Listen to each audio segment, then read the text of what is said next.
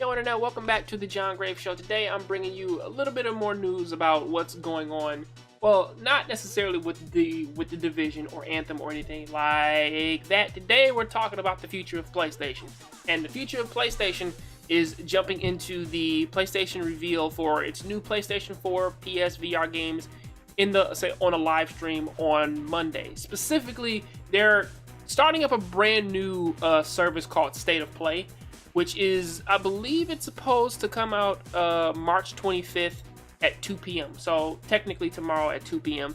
And I think it's supposed to talk about their brand new PlayStation VR, PlayStation 4, everything else like that is going on with it. Because everybody thought that Sony went crazy because they said, hey guys, we're not going to do the whole, I want to say PlayStation, or at least like the E3 thing like this year, because it's their first year that they're gonna skip it.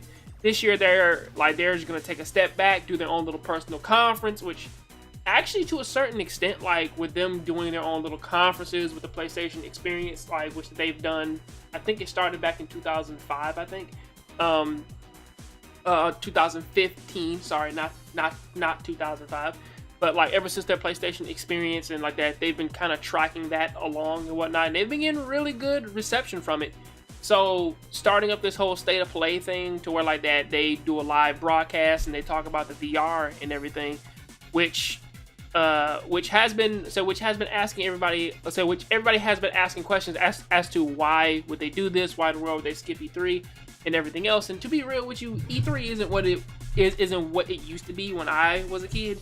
So I can actually see why they don't necessarily want to like put as much time and effort into that to get everything put like set up for like a random, or at least for like a yearly showing of games and trailers and whatnot. And especially since everything that they have now is so tied into whatever like Xbox has, like everything like that they have, Xbox has. So now though they're trying to do things to differentiate themselves from their competition. So with that sentence, let's go ahead and talk about this. The PlayStation 5 Patent, which again, like these are my only two news articles that I'm talking about for this one. The PlayStation 5 Patent, which reading this, like it talks a lot about like the VR, the brand new system, about them trying to get their brand new wireless system out, and that they're doing everything in their power to kind of differentiate their